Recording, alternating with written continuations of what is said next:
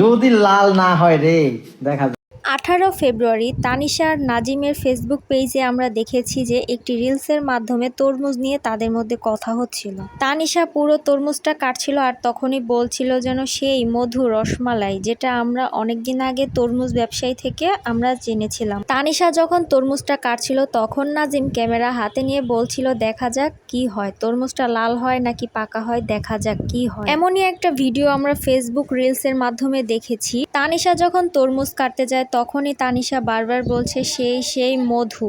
এটা বলার পর নাজিম বলল চাচা যে কি শিখালো, ঘরের মধ্যে টিকা যায় না। আমরা অনেকেই দেখেছি যে কিছুদিন আগে একটা ভিডিও প্রচুর ভাইরাল হয়েছিল যে চাচা তরমুজ ব্যবসায়ী যখন তরমুজ কাটতে নিয়েছিল তখন তার আশেপাশে কিছু লোক বলছিল যেন কিছু ডায়লগ, তরমুজ কিরে লাল মধু এগুলো বলছিল।